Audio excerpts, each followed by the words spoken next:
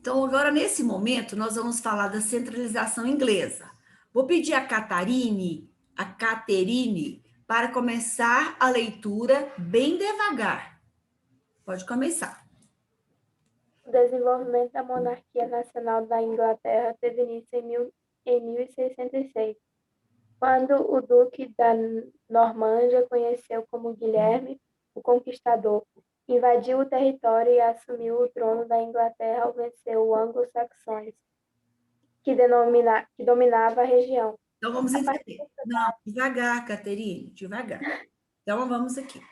Olha, o desenvolvimento de quê? Da monarquia nacional. Qual delas? A inglesa. Teve início quando? Em 1066. Como aconteceu? Foi quando o Duque da Normandia, mais conhecido como Guilherme Conquistador, invadiu o território e assumiu o trono da Inglaterra. E ele venceu os anglo-saxões, que dominavam a região. Vamos, Caterine, no próximo ponto final. A partir dessa data, o trono da Inglaterra... Não, mais de 5 séculos. A evolução política inglesa esteve entrelaçada com a da França. É obrigada a prestar obediência... Pois o rei normando... Ai, professora, eu estou me perdendo. Peraí, eu vou ler aqui na sua tela mesmo.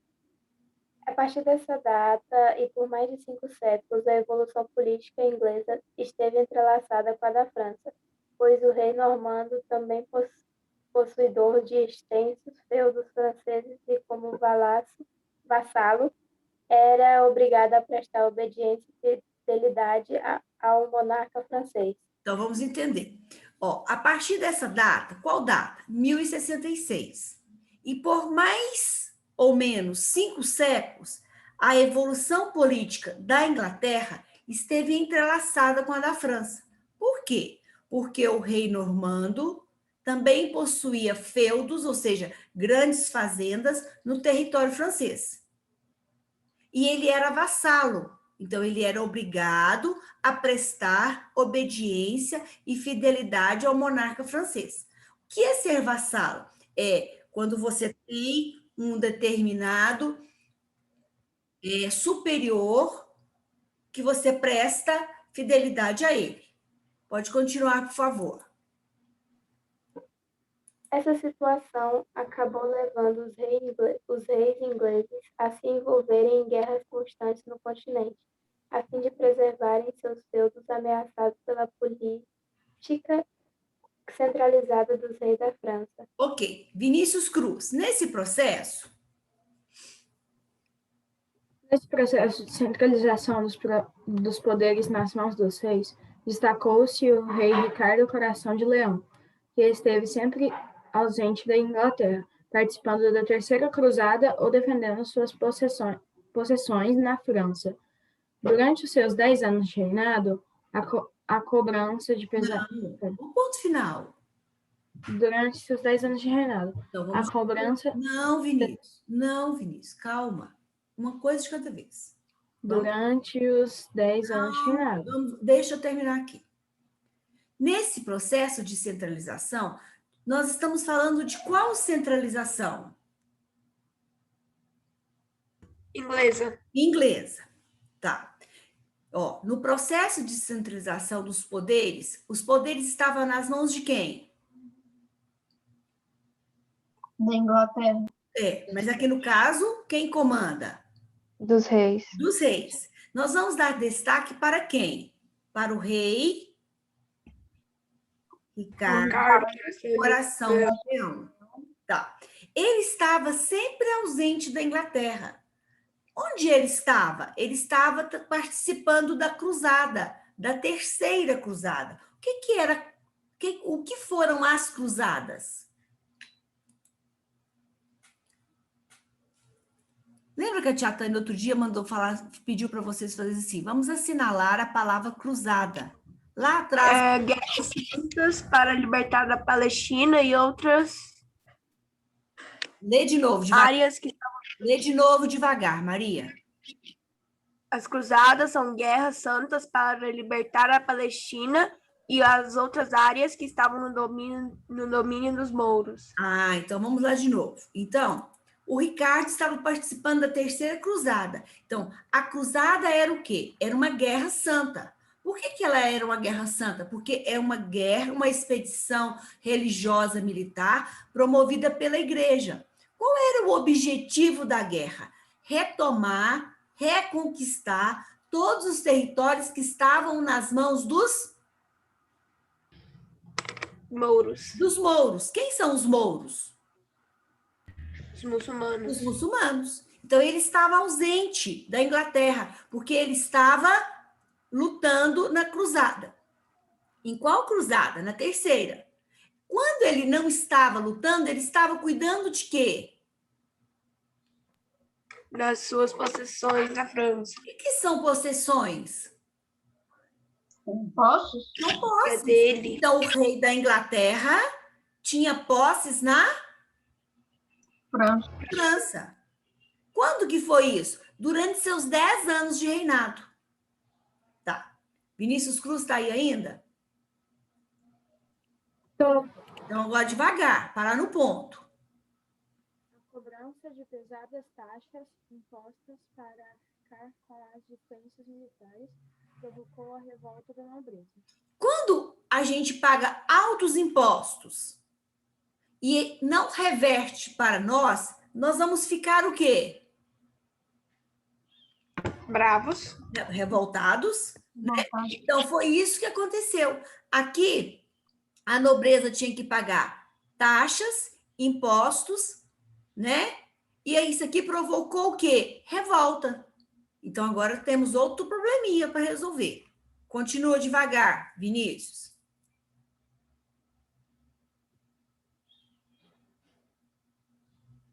Essa revolta atingiu seu auge no governo do irmão de Ricardo Coração de Leão, João Sem Terra, que continuou a guerra contra a França, mas foi derrotado, perdendo a maior parte dos feudos continentais. Então, vamos entender. Então, quando termina o mandato, o tempo de reinado do Coração de Leão, vai assumir o irmão dele. Quem é o irmão dele? O João Sem Terra. Ele continua a batalha contra a França, mas ele vai ser derrotado e ele vai perder os feudos. Vai perder tudo? Vai perder grande parte. Então, fica mais enfraquecido. Vamos aqui, Felipe. Em 1215... Em 1215, os nobres ingleses, aproveitando a fragilidade do rei derrotado, obrigaram-no a assinar a A Magna Carta, considerada peça fundamental das liberdades inglesas, pois limitava os poderes da monarquia inglesa. Por meio desse documento, ficavam vedadas ao rei a criação de impostos ou a alteração de leis e costumes, sem a aprovação de um conselho formado pela nobreza. Então, falou assim, ó, por meio dessa carta...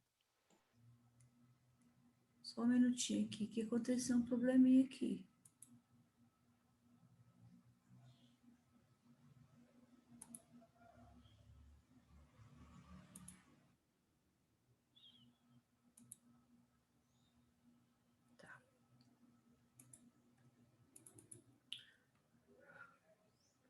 Em 1215, nobres ingleses, aproveitando a fragilidade do rei, obrigaram-no a assinar um documento. Qual documento? A Magna Carta. Era um documento importante. Nesse documento, olha, peça fundamental das liberdades inglesas, pois limitava os poderes da monarquia. Então, o rei passa a não ter tanto poder. Por quê? Porque vai precisar da aprovação de um conselho formado pela nobreza para decidir o que podia ou não ser feito. Arissa, por favor. No final do século XIV... No fim do século XIV. Cala a boca. Como? No fim do século XIV, No fim do século XIV, ascendeu ao poder a dinastia de Lancaster, iniciada por Henrique quarto, IV, que retomou a Guerra dos 100 Anos contra os franceses. Todavia, a derrota inglesa na guerra acentuou as crises internas, pois aumentou a rivalidade entre os nobres. tá, então nós vamos entender que, ó, no fim do século XIV, nós vamos ter aqui a família Lancaster assumindo o poder. Estamos saindo da Guerra dos 100 Anos e entrando na outra guerra. Richard chegou agora. O processo de formação. Olha aqui no meu. O processo de formação do Estado Nacional inglês foi longo e está associado à Guerra dos 100 Anos e à Guerra das Duas Rosas, 1485.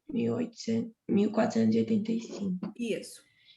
Em 1485, Henrique, chefe da família Tudor, liderou um acordo entre os membros da nobreza inglesa, colocando um fim na disputa entre as famílias Lancaster e York pelo trono inglês. A rosa Tudor, representada na imagem ao lado, veja que nós temos, olha, uma rosa vermelha que representa a dinastia Lancaster. Uma rosa branca que representa York. Aqui nós temos um sinal de adição. Então, essa mais essa resultou nessa. Observa que Lancaster mais York vai resultar em Tudor. Começa aqui de novo, Richard. Em 1485... Tá bugado aí.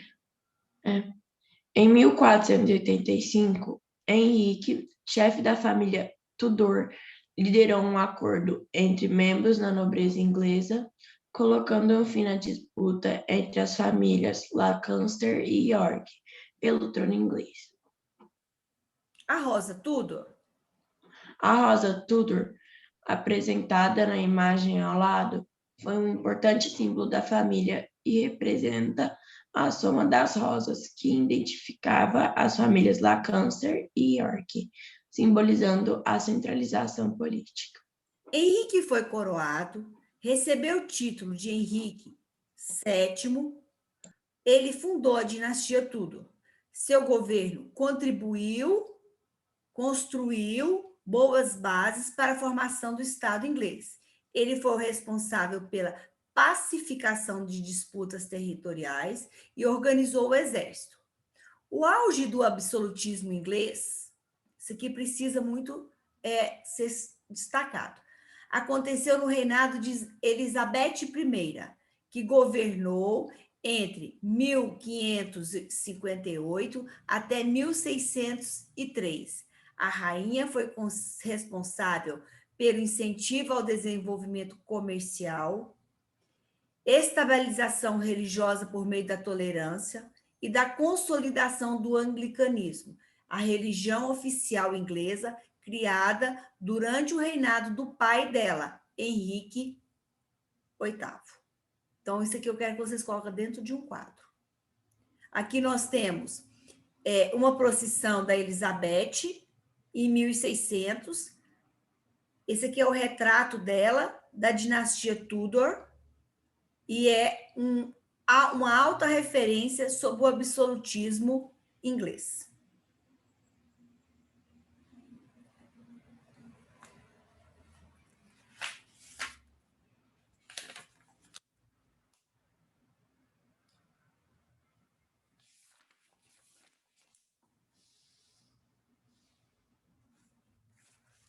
Agora vocês vão fazer o favor de tirar o caderno e colocar a data.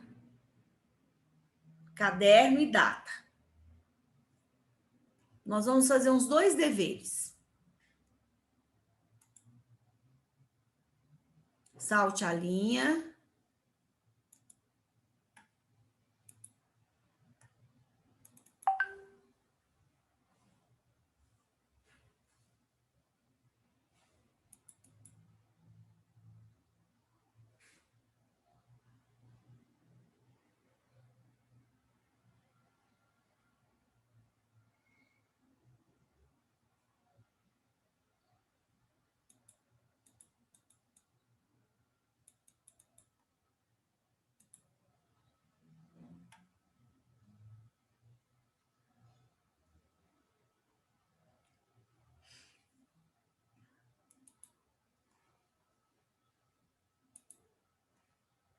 Pronto? Primeiro nós vamos entender a questão. É um fragmento de texto. Falou assim: o castigo divino feriu com a ponta da espada a Espanha. Feriu a Espanha inteira com a invasão dos mouros e dos moabitas, deixando nela bem poucos cristãos, sob um pesadíssimo jugo de servidão. Identifique o que está sendo tratado aqui. Estamos falando de qual local? Espanha. Da Espanha. Está falando que a Espanha foi invadida. Quem invadiu? Os mouros. Os mouros. Quando ela invadiu, os mouros invadiram a Espanha, qual a religião que vai ficar dominante naquele local, aos poucos? Se os mouros O invadiram, islamismo? isso, aos poucos. Lembrando que o Corão não é a favor de uma conversão forçada, né? Então, o que vai acontecer aqui é isso. Então, nós estamos falando da invasão moura na Espanha. A Espanha faz parte de qual península? Ibérica. Ibérica. Ok, então vamos lá. Vocês vão copiar comigo aqui, porque eu não digitei essa pergunta lá ainda. Hoje é que dia? 31. 31. Acabando o mês hoje. Aí salte uma linha, coloca página, que é qual página? É a página 39. 39. Coloca a questão. Qual é a questão? 5. 5 o quê? A. 5A. Então, nós vamos fazer a resposta.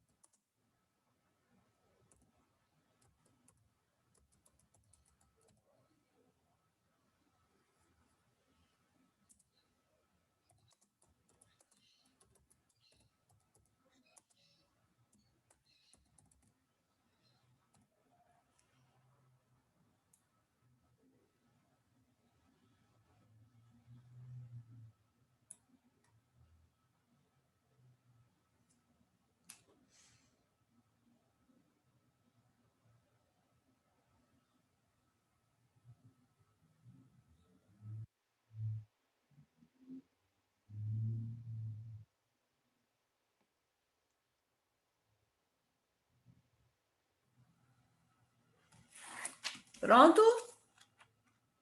Sim. Tem alguém atrasado?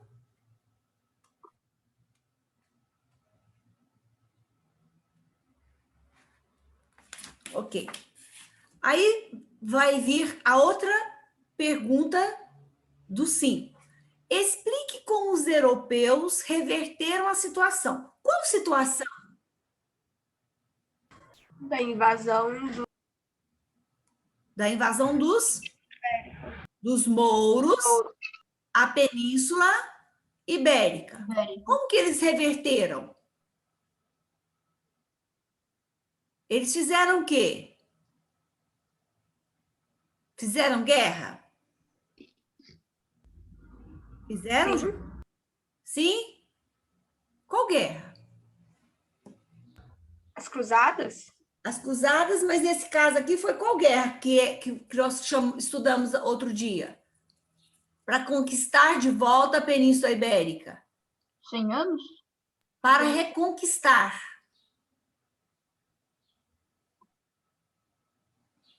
Como Guerra da Reconquista. Reconquista? a Guerra da Reconquista. Muito bem.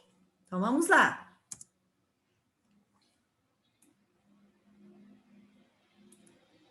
Vou colocar aqui junto.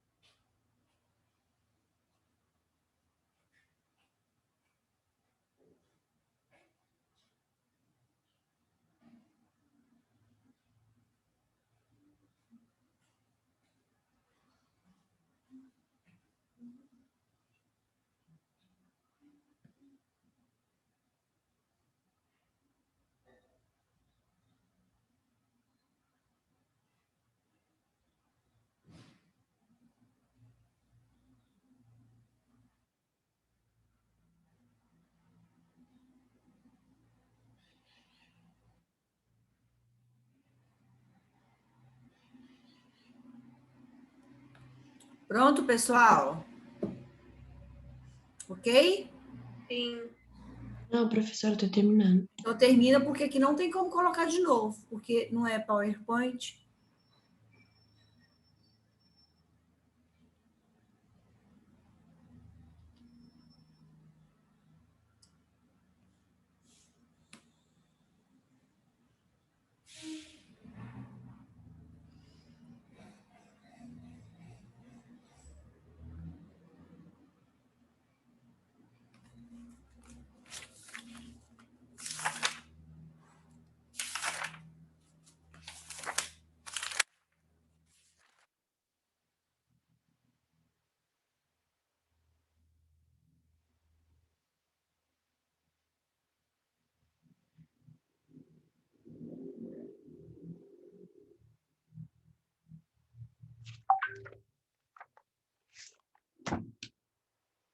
Pronto, Richard?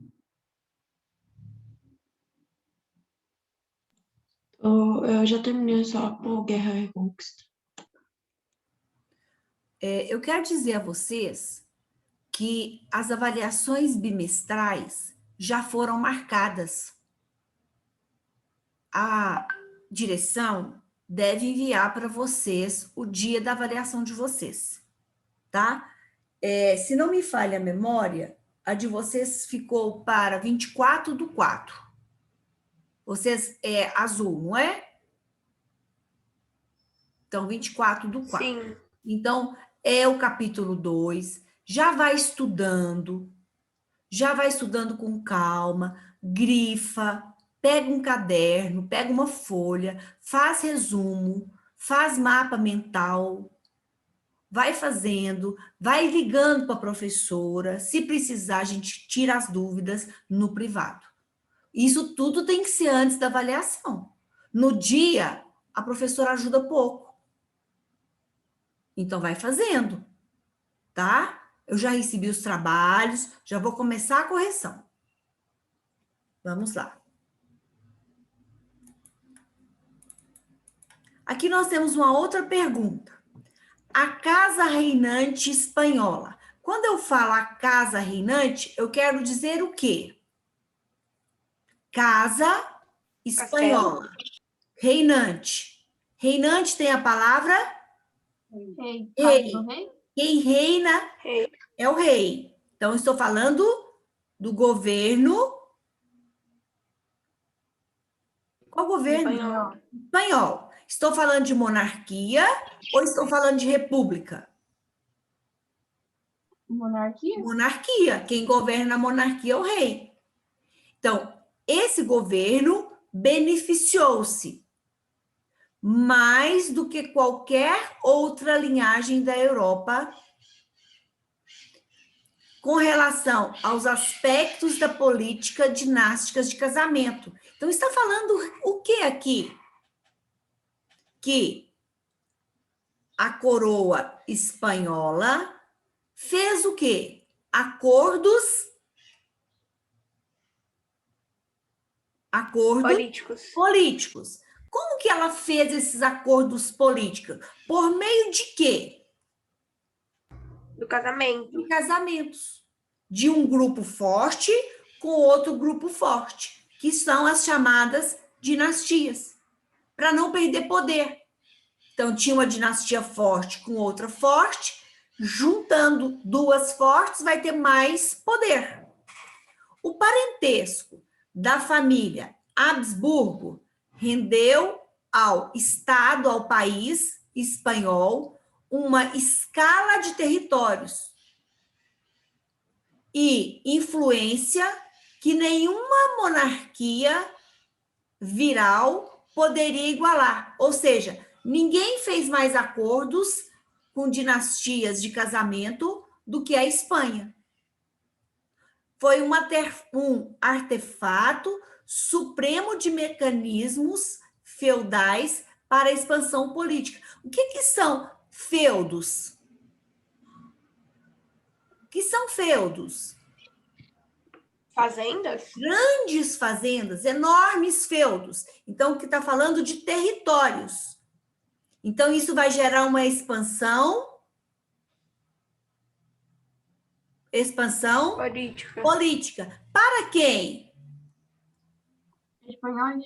Para a Espanha. Então, vamos explicar por que a política dinástica de casamentos foi fundamental para o processo espanhol. Porque quanto mais articulações de dinastias de casamento, mais poder, mais território.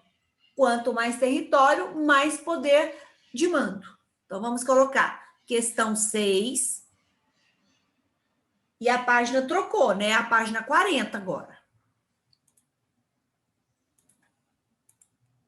Coloca aí para a professora. Página 40, questão 6.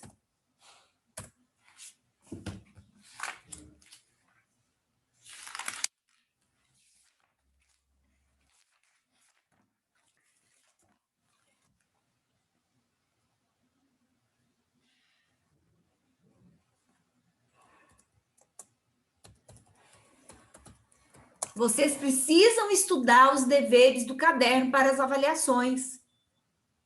É muito importante.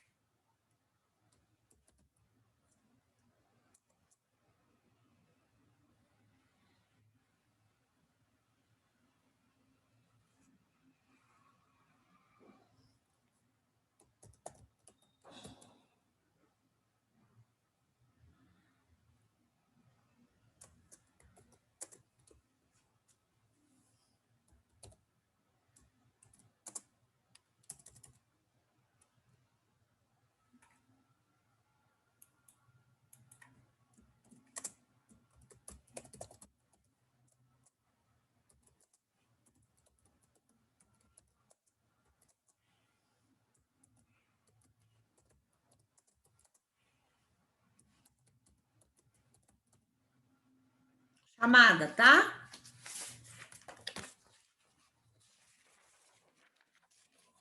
Ana Clara. Ana Clara. Arissa. Presente. Bruna. Presente. Carlos Eduardo Fernandes. Presente. Carolina. Presente. Caterine. Presente. Dante. Dante. Esther. Presente. Felipe. Presente. Giovana. Presente. Gustavo. Presente. Isadora. Isadora. Laura. Presente. Lavínia. Presente. Lavínia, você estava presente na minha aula ontem? Ontem não. Ah, então tá ok. Maria Clara. Presente. Maria Eduarda Gentili. Presente. Maria Queiroz. Presente. Maria Vitória. Presente. Mariana.